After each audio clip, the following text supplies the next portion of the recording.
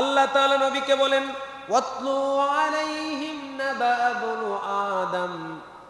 আল্লাহ পাক নবীকে বলেন ও রাসূল আপনি আদমের দুই পুত্রের কুরবানির কথা আপনার উম্মতদেরকে জানিয়ে দেন। আল্লাহ পাক কোরআনুল কারীমে বলেছেন লা ইয়ানালাল্লাহু লুহুমুহা ওয়ালা দিমাউহা ওয়ালাকিন ইয়ানালুহুত তাকওয়া মিনকুম। আল্লাহ বলেছেন কুরবানির রক্ত গোশত কোনো কিছুই আমার কাছে পৌঁছায় না, ওয়ালাকিন ইয়ানালুহুত তাকওয়া মিনকুম। ও বান্দা তোমার ভিতরের পরিশুদ্ধতা, অন্তরের যে তৃপ্তি, যে তাকওয়া, তোমার যেই তাকওয়া আছে, যে তাকওয়াটা আমি আল্লাহ পছন্দ করি ওইটা আমার কাছে পৌঁছায়। বলুন সুবহানাল্লাহ। ঈদুল আজহা যখন আসে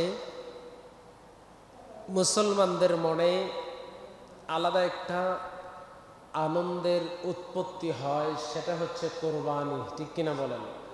আমরা প্রত্যেকেই যাদেরকে আল্লাহ পাক সামর্থ্য দিয়েছেন, গত জুমায় আলোচনা করেছিলাম হজের বিষয় নিয়ে। হজ যাদের উপরে ফরজ, কুরবানিও তাদের উপরে ওয়াজিব। ঠিক কিনা বলেন?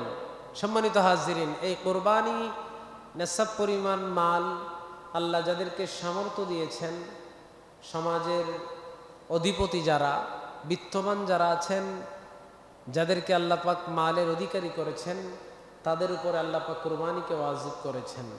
এই কুরবানি কোথা থেকে এসেছে? কুরবানি প্রথমে কে করেছিলেন?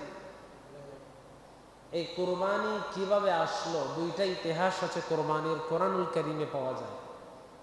একটা হচ্ছে আমাদের জাতির পিতা হযরত ইব্রাহিম আলাইহিস সালাম ইসমাইল জাবিহুল্লাহকে যেইভাবে কুরবানি করেছিলেন ওই কুরবানি। আর একটা হচ্ছে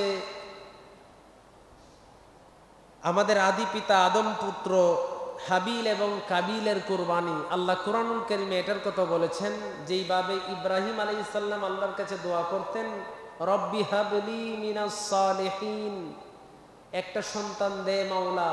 ফাবাশশারনাহু বিগুলামিন হালিম ফালাম্মা বালাগা মাআহুস সা'য়া ক্বালা ইয়া বুনাইয়া ইন্নী আরা ফিল মানাম। হাজিরিনে কেরাম, ইব্রাহিম নবী আল্লাহর কাছে দোয়া করতেন একটা সন্তান দে রে মাওলা, একটা সন্তান দে। খামাই খাওয়ার স্বাদ নাই মাওলা, মাটি দিবে কে? 95 বছর বয়স, বয়োবৃদ্ধ মানুষ। এই বয়সে আল্লাহ পাক ওনাকে পুত্র সন্তান দান করেছিলেন। এত ফুটফুটে ছাদের মতো একজন সন্তান আল্লাহ পাক দান করেছেন। হাজরিন, ওই পুত্রের নাম ছিল ইসমাইল জাবিহুল্লাহ। এই ইতিহাস আমরা জানি।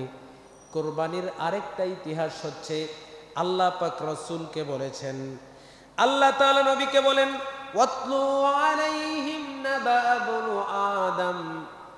আল্লাহ পাক নবীকে বলেন ও রাসূল আপনি আদমের দুই পুত্রের কুরবানির কথা আপনার উম্মতদেরকে জানিয়ে দেন। আদমের দুই পুত্রের কুরবানির সম্পর্কে আপনি আপনার উম্মতদেরকে জানিয়ে দেন। তাহলে বোঝা যায় ওই জায়গার মধ্যে কোনো একটা কিছু আছে। যেহেতু আল্লাহ পাক রাসূলকে বলছেন আপনি আপনার উম্মতদেরকে আদমের, তখন কি রাসূল ছিলেন? অনেকেই রাসূল কিছুই জানেন না বলে লাফায়। রাসূল কিছু জানেন না। আল্লাহ কি বলেন? রাসূল আপনি আদমের দুই পুত্রের ঘটনা আপনার উম্মতদেরকে জানিয়ে দেন। এটা কি গায়েবের খবর নয়? আল্লাহ তো বলেন নাই আমি এইভাবে বলছি, আল্লাহ বলছেন আপনি জানিয়ে দেন। জানিয়ে দেন মানে কি? আমি আপনাকে বললাম আপনি বিস্তারিত আলোচনা করেন, আপনি না জানলে কি আলোচনা করবেন? বিষয়টা জানেন আল্লাহ পাক, তাহলে রাসূল অবশ্যই বিষয় জানেন। সম্মানিত হাজিরিন, হাবিল এবং কাবিল আদি পিতা আদম, আদমের সময় যেই নীতি ছিল, যেই মাসালা ছিল, যে আদর্শে ভিত্তির উপরে ইসলাম চলেছে, এর পরবর্তী যুগে কি এটা ছিল না? বকসুত হয়ে গেছে। এরপর কি এটা ছিল? ছিল না। আদম আলাইহিস সালামকে আল্লাহ পাক জুরায় জুরায় জুমলাতান সন্তান দান করতেন। কিভাবে বলুন? জুমলাতান, জুরায় জুরায়। কিভাবে? জুরায় জুরায়, একটা ছেলে একটা মেয়ে। সুবহানাল্লাহ বলবেন না? প্রথম মানুষ আদম, প্রথম নবী আদম, আদি পিতা আদম, ঠিক কিনা বলেন? আদম আলাইহিস সালামকে আল্লাহ পাক প্রথম সন্তান যেটা দিয়েছিলেন তার নাম ছিল হাবিল। হাবিলের সঙ্গে এক বোন ছিল। দ্বিতীয় সন্তানের নাম ছিল ইয়ে। প্রথম স্টেপে বি হচ্ছে সেকেন্ড স্টেপ, এক্স ওয়াই দিয়ে বললে আরো ভালো বুঝবেন।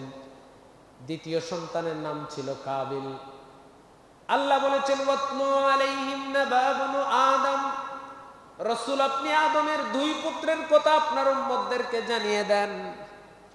আল্লাহর রাসূল ইহুদিদেরকে বলেন, উম্মতদেরকে জানিয়ে দিচ্ছেন, ও আমার উম্মতেরা শোনো, হাবিল এবং কাবিল আদম নবীর দুই পুত্র ছিলেন, ঠিক কিনা বলেন? হাজরিন, পৃথিবীতে ঐতিহাসিকগণ বলেন পৃথিবীর সবচেয়ে বড় ফিতনা হচ্ছে নারী ফিতনা। পৃথিবীতে প্রথম যেই খুন হয়েছিল, যেই মার্ডার হয়েছিল, সেটা ছিল নারী সংক্রান্ত বিষয় নিয়ে। হাবিল এবং কাবিল দুই ছেলে আদম নবীর, কিন্তু দুইজনের মিজাজ একজাত ছিল না, দুইজনের নীতি একরকম ছিল না, আদর্শ এক ধরনের ছিল না। দুইজন দুইটা নীতি লালন করতেন।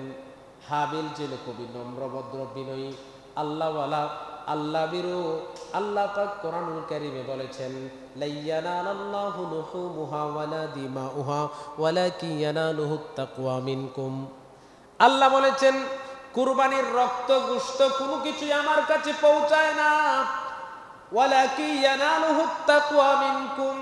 ও বান্দা, তোমার ভিতরের পরিশুদ্ধতা, অন্তরের যে তৃপ্তি, যে তাকওয়া, তোমার যেই তাকওয়া আছে, যে তাকওয়াটা আমি আল্লাহ পছন্দ করি, ওইটা আমার কাছে পৌঁছায়। বলুন সুবহানাল্লাহ।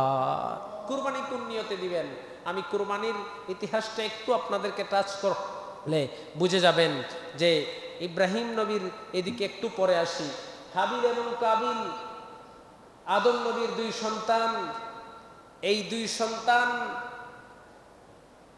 হাবিলের সঙ্গে যেই বোন জন্ম নিয়েছিলেন উনি ছিলেন সুন্দরী, খুব সুশ্রী, খুবই সুন্দরী। কাবিলের সঙ্গে যেই বোন জন্ম নিয়েছেন সুন্দরী, কিন্তু হাবিলের সঙ্গে যার জন্ম হয়েছে তার মতো সুন্দরী ছিলেন না। আল্লাহ তাআলা বিধান করলেন,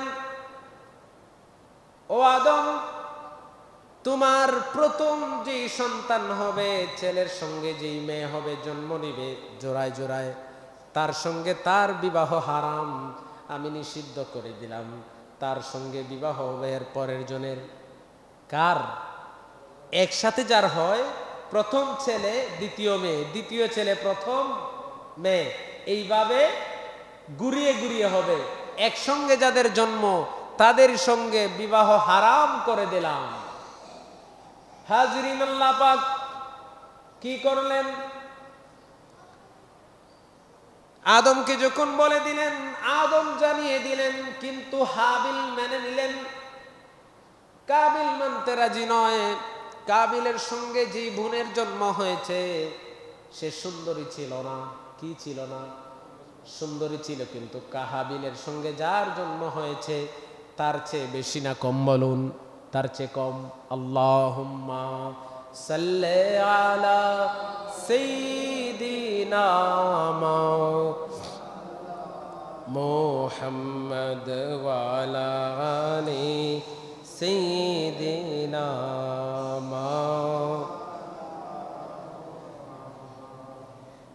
तेरी नस्ल पाक में है बादशाह बादशाह नूर का, तो है ऐने नूर तेरा सब गौराना नूर का। अल्लाहुम्मा सल्ले अला सय्यिदिना मौलाना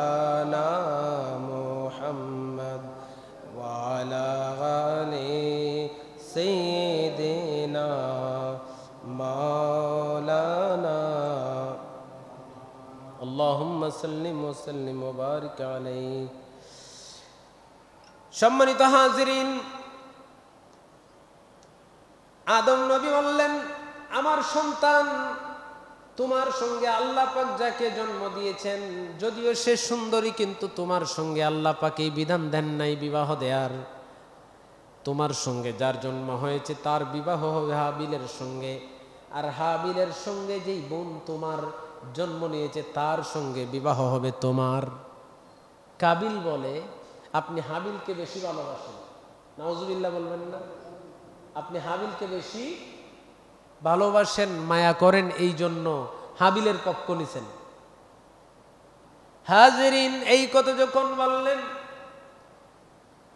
বাবা আদম বললেন ও আমার সন্তান তুমি যেইভাবে আমার সন্তান হাবিলও তো আমার সন্তান তোমার আরো ভাই বোন যাদের আছে যা আছে সবাই আমার সন্তান কারো দিকে আমি দুই নজরে তাকাই না আল্লাহ আমাকে এই দেন নাই কারণ আমি দুই সন্তানকে দুই ভাবে দেখবো কারণ আমি তো নবী ঠিক কিনা বলেন আমি যদি ইনসাফ না করি ইনসাফ কে করবে হাবিলকে যখন বললেন হাবিল রাজি কাবিল মানতে নারাজ না না আমি তাকে বিয়ে করতে পারবো না আমার সঙ্গে যার জন্ম হয়েছে আমি তাকেই করব বাবা আদম বললেন ও আমার সন্তান তাহলে কি তুমি আল্লাহর আইনকে অস্বীকার করো নাকি আল্লাহর আইনকে কি তুমি অস্বীকার করো আল্লাহ যা বিধান দিয়েছেন তুমি এর উল্টা চলবা নাকি শরীয়ত কি তুমি মানবা না বলে এটা আপনার বানানো শরীয়ত নাউজুবিল্লাহ বলবেন না অনেক সময় ভালো মানুষের ঘরে ভালো মানুষ জন্ম নেয় মাঝে মধ্যে এক দুইটা হয়ে যায় না উল্টা পাল্টা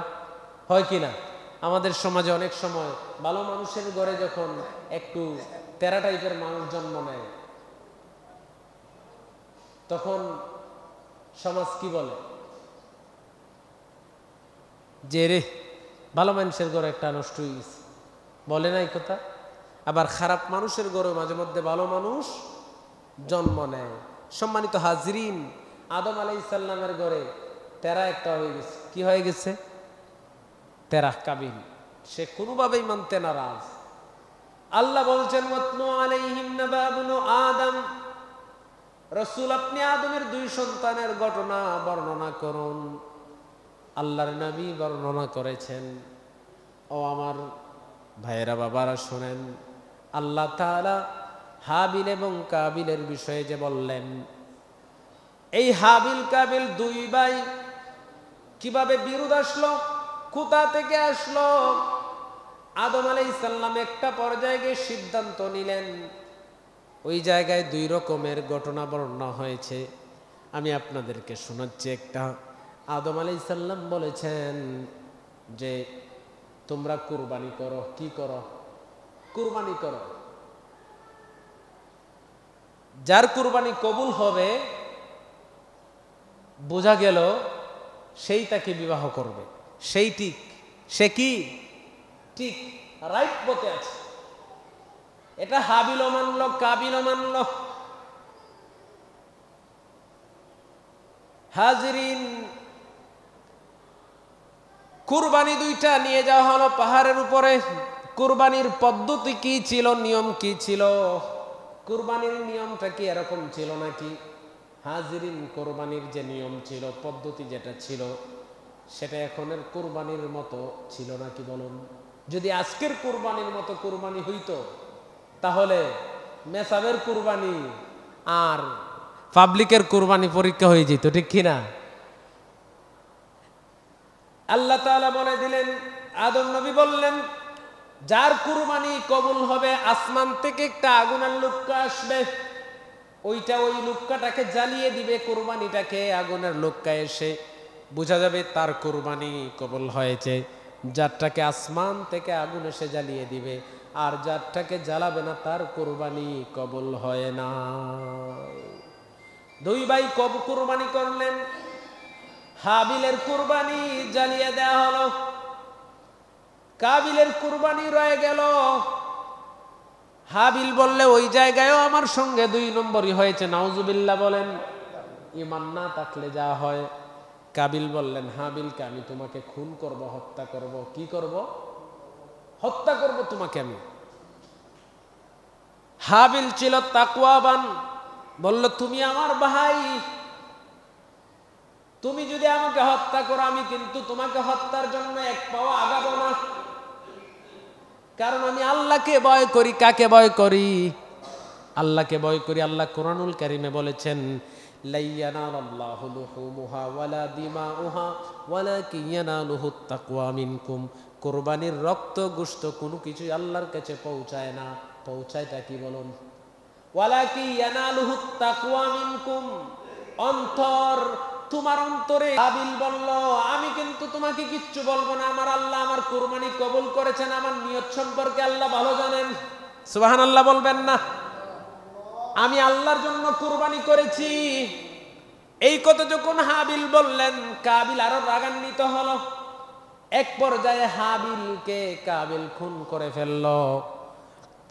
হাজিরিন, খুন করার পরে কি করবে সে? পৃথিবীতে এর আগে কোনো মৃত্যু কেউ বরণ করেন নাই। হত্যাকাণ্ড ঘটিয়েছে কিন্তু মৃত্যুই তো বরণ করে নাই। কেউ কাউকে দাফনও করে নাই। কেউ কাউকে দাফনও করে নাই।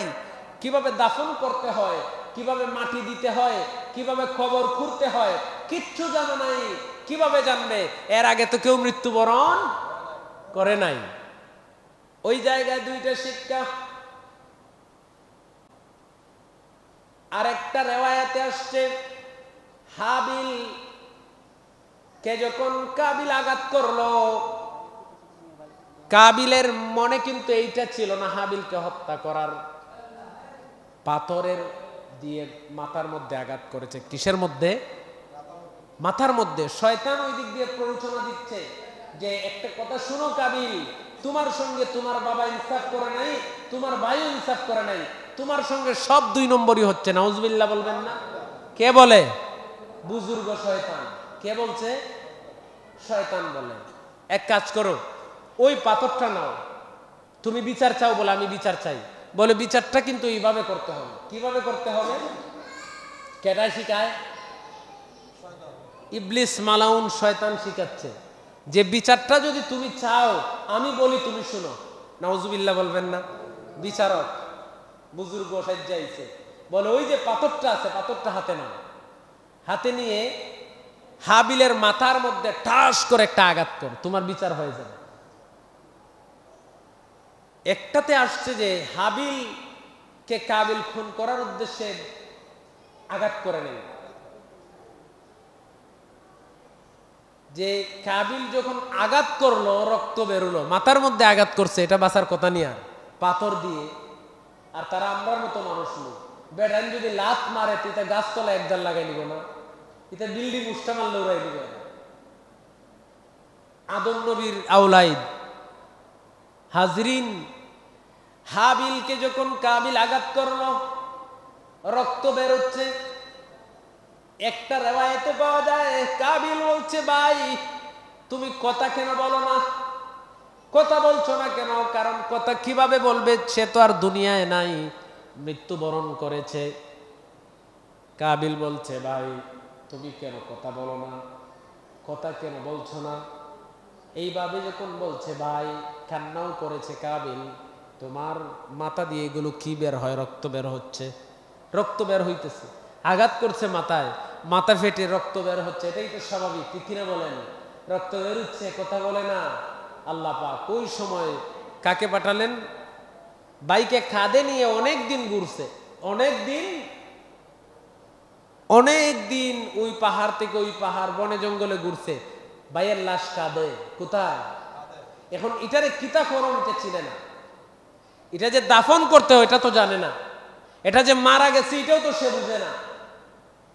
বুঝবে কিভাবে? এর আগে তো মারা যাওয়া শব্দটাই তারা শুনে নাই। কবর খুঁড়া তো দূরের কথা, কবর যে একটা দিতে হয় এটাও তো সে জানে না।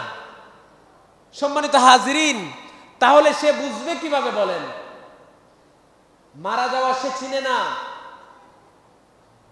কবর খনন করা চিনবে কিভাবে? দাফন করা সে বুঝবে কিভাবে? আল্লাহ পাক পাঠালেন দুইটা কাক। কি পাঠালেন?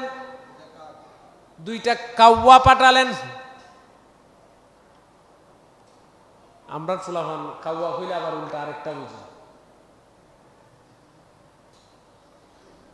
হাজিরিন, দুইটা কাক পাঠালেন আল্লাহ তাআলা। একটা কাক আরেকটা কাককে ঠোঁট দিয়ে আঘাত করেছে, ওই কাকটা মৃত্যুবরণ করেছে।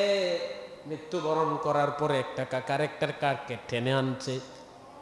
মরুভূমির বালির উপরে কাক ঠোঁট দিয়ে গর্ত করেছে। সুবহানাল্লাহ বলবেন না? কি করতেছে? গর্ত করতেছে। গর্ত করতে করতে একটা সময় গর্তটা যখন বড় হয়েছে, ওই মৃত কাকটাকে জীবিত কাক ওই গর্তের মধ্যে রাখছে, এরপর উপরে মাটি দিয়ে দিছে। তখন কাবিলের মাথার মধ্যে এসেছে, হায় রে, তাইলে তো আমার ভাইয়ের ওই ঘটনাই ঘটছে। কি হইছে? আমার ভাইয়ের তো এটাই হইছে, খাওয়াই দি এটা চিনে, তাইলে আমিও তো, আমার কাজও এটাই করা উচিত। সুবহানাল্লাহ বলবেন না? আল্লাহ পাক শিক্ষা কিভাবে দিলেন? প্র্যাকটিক্যাল। হাজিরিন, হাবিল যখন কথা বলে না, ভাই কাঁদে, ভাই কথা কেন বলো না, আমি তো তোমাকে আঘাত করতে চাই নাই। ওই যে ওই বৃদ্ধ মানুষটা আমাকে বলেছে, তোমার মাথায় যদি আমি পাথর দিয়ে আঘাত করি আমার নাকি বিচার হয়ে যাবে। আমি তো আঘাত করছি, তুমি যে আমার সঙ্গে রাগ করেছো আমি তো বুঝতে পারি নাই। এখন তো আমি দেখতেছি তুমি আর কথাই বলো না, মানে তুমি দুনিয়ায় নাই, তোমাকে এখন দাফন করতে হবে। কাবিল খবর খনন করল, হাবিলকে রাখলেন। হাজিরিন, মাটি চাপা দিলেন। এই থেকে কুরবানির প্রথম ইতিহাস। এই কুরবানির থেকে কুরবানি কার কবুল হয়েছিল? হাবিলের কুরবানি কবুল হওয়ার কারণে কাবিল রাগান্বিত হয়ে হিংসার বহির্ভূত হয়ে, কি বহির্ভূত হয়ে বলেন? হিংসার বহির্ভূত হয়ে এই কাজটা করেছে। এর কুরবানি কবুল হয়, আমারটা হয় না। হে সুন্দরী বিয়ে করবো, আমি করতে পারবো না। আল্লাহর আইন সে মানছে? মানছেই বলুন? মানে নাই। কুরবানির সিস্টেমটা যদি এখন এইরকম হইতো যে সব কুরবানি আমরা ফুবে দে, যে নদীর পাড়ের মাঠ আছে সবাই মাঠ নিয়ে রাখবো, এরপরে যার কুরবানি আসমান থেকে আগুন আইয়া পড়বো একটা কবুল হইব। এখন যদি হইতো সবাই আমার কুরবানি সহ সবটা রাখা হইব, এখন কয়জনের কুরবানি কবুল হইল না? বুকে হাত দিয়ে বলেন। দেখা যাইতো কেউ কুরবানি খায় না। এখন পাবলিকের কুরবানি কবুল হয়েছে, ইমাম সাহেবটা কবুল হয়েছে না, বললো তাই হিসাব নামাজ পড়তাম কিতা, তেমনি কুরবানিও তো কবুল হয় না। ঠিক না? বিষয়টা এরকম না? কার কুরবানি কবুল হইল না তখন একেবারে নগদে পাইয়ে যেতাম, কিন্তু আল্লাহ পাক এই বিধান দেন নাই। এই বিধান দিলে সমাজে আরো বিশৃঙ্খলা বাড়তো না কমতো? আমরা যে পাবলিক, তুই মানুষ না তবে তোর তো কুরবানিও কবুল হয় না। আমরা তো এমনি অগ্রিম অনেকটা মেট্টা লাই। কে ভালো কে খারাপ এটা কি আমার ডিসিশন আছে বলার? কে বলবে? আল্লাহ বলবেন। আমরা এই মিম্বরে বসে কথা বলি, হালাল হারাম, সুদ ঘুষ, দুর্নীতি, জিনাবে বিচার, খারাপ ভালো খারাপ বিষয়ে যেগুলো আছে মাসালা, এগুলো আমরা বলি, কিন্তু এইগুলোর শাস্তি দেওয়ার বিধান কি আমাদের আছে? কে দিবেন? শাস্তি দিবেন আল্লাহ। রাষ্ট্রীয় আইন লঙ্ঘন করলে রাষ্ট্র আপনাকে শাস্তি দিবে, কিন্তু আমরা তো নিজেরাই শুরু করে দেই যে একজনকে শাস্তির আওতায় আনতে চাই, নিজেরাই বিচার কার্য হাতে তুলে নেই, আইন হাতে তুলে নেই। সম্মানিত হাজিরিন, আমি বলছিলাম এই কুরবানির সিস্টেমটা যদি এখন এই রকম থাকতো, তাহলে পাবলিক কেটা খতকান সৎ, কার কুরবানি বড় আর ছোট, কবুল খাটটা হইল নে আর কাটটা হইল না নে, এটা বুঝা যাইতো এখন। ঠিক কিনা বলেন? হাজিরিন, হাবিল কুরবানি করলেন। হাবিলের কুরবানি আগুনে সে খেয়ে নেয়, কাবিলেরটা খায় না। হিংসার বশীভূত হয়ে হাবিলকে কাবিল খুন করলো। দুইটা কাজ, বিবাহ করতে পারে নাই, কুরবানি করো। কি করো? যেহেতু আল্লাহর আইন তুমি মানছ না, কুরবানি করো। যার কুরবানি কবুল হবে প্রয়োজনে সে তাকে বিয়ে করো। সম্মানিত হাজিরিন, এই কুরবানির প্রথম ইতিহাস হচ্ছে হাবিল কাবিলের কুরবানি। বলুন, কুরবানির প্রথম ইতিহাস কি? আদম আলাইহিস সালামের। তাইলে কুরবানি কি এখন থেকে না বাবা আদম থেকে? বাবা আদম থেকে। এরপরের দ্বিতীয় কুরবানি আমাদের যেটা ইতিহাস, এটা হচ্ছে ইব্রাহিম নবীর ইতিহাস। কুরবানির কিছু মাসালা, কিছু রুকন আল্লাহ পাক হজের ভিতরে ফরজ করে। ইব্রাহিম আলাইহিস সালাম, রব্বি হাবলি মিনাস সালিহিন ফাবাশশারনাহু বিগুলামিন হালিম فلما بلغ معه السعي قال يا بني إني أرى في المنام أني أذبحك فانظر ماذا ترى قال يا أبت افعل ما تؤمر ستجدني إن شاء الله من الصابرين فلما أسلم وتله للجبين وناديناه أن يا إبراهيم قد صدقت الرؤيا إنا كذلك نجزي المحسنين الله تعالى কাছে ইব্রাহিম নবী দোয়া করেন রব্বি হাবলি মিনাস সালিহিন, আল্লাহ একটা নেক সন্তান দাও। কি সন্তান দাও? সন্তান জন্মগ্রহণ করার পরে মা বাবার উচিত হচ্ছে সন্তানের জন্য নেক দোয়া করা। হে আল্লাহ, আমার সন্তানকে উত্তম চরিত্রবান বানাইও, দ্বীনের দাবি বানাইও, দ্বীন শিক্ষা দেয়া। শুধু দ্বীন শিক্ষা দেয়া নয়, আমার সন্তানকে এমন সন্তান বানাইও সে আমার মুখ উজ্জ্বল করবে, সমাজের মুখ উজ্জ্বল করবে, দেশের মুখ উজ্জ্বল করবে। এমন সন্তান বানাইও, সন্তানকে বলি আল্লাহ বানাইও, নেককার সালেহ বানাইও আল্লাহ। এই দোয়াগুলো করার জন্য আল্লাহ পাক বলেছেন রব্বানা হাবলানা মিন আজওয়াজিনা ওয়া যুররিয়াতিনা কুররাতা আয়ুনিন ওয়াজআলনা লিল মুত্তাকিনা ইমামা। আল্লাহ পাক আমাদেরকে এই দোয়া শিক্ষা দিয়েছেন। আমরা পড়ি রব্বিরহামহুমা কামা রাব্বায়ানি সগীরা। মা বাবার জন্য দোয়া করি না? সন্তানের জন্য দোয়া করার কথা আল্লাহ বলছেন। সম্মানিত হাজিরিন, আমি বলছিলাম ইব্রাহিম নবী আল্লাহর কাছে আল্লাহ একটা সন্তান দাও। 95 বছর বয়স, বয়োবৃদ্ধ জ্ঞান বৃদ্ধ মানুষের ঘরে আল্লাহ পাক এক সন্তান দান করলেন। এই সন্তান হলো। সন্তান হওয়ার পরে আল্লাহ পাক এই সন্তানকে দিয়ে কি করলেন? এই সন্তান যখন জন্মগ্রহণ করলো, জন্মগ্রহণ করার পরে সন্তান যখন একটু একটু করে বড় হয়, হাজেরা, কার? ইসমাইল আলাইহিস সালামের মার নাম কি? হাজেরা আলাইহিস সালাম। আর হযরতে ইসহাক কি? ইসহাক আলাইহিস সালাম পরবর্তীত হয়েছিলেন। ইসমাইল আলাইহিস সালামের জন্মের পরে ইসহাক আলাইহিস সালামের ঘরে হয়েছেন সায়রা আলাইহিস সালামের ঘরে। বুঝছেন না? কার ঘরে হয়েছেন? সায়রা আলাইহিস সালামের বড় বিবিকে সায়রা। হাজেরা ছিলেন ছোট। ইসমাইল আলাইহিস সালামের বংশধর হচ্ছে আমরা। ইসহাক আলাইহিস সালামের বংশধর হচ্ছে ইয়াকুব। ইয়াকুবের 10 সন্তান ছিলেন। একজনের নাম ছিল কি? ইয়াকুব আলাইহিস সালামের নামে আপনার ইসরাইল, আর একটা নাম ছিল। বুঝছেন না? ইয়াহুদা 10 জনের একজন ছিলেন। আমি একদিন জুমায় আলোচনা করেছিলাম। 10 সন্তানের এক সন্তানের নাম কি ছিল? ইয়াহুদা। ওই ইয়াহুদার থেকে ইয়াহুদিরা, তাদের ইতিহাস, তারা অনেক নবীকে হত্যা করেছে। নাউজুবিল্লাহ বলবেন না?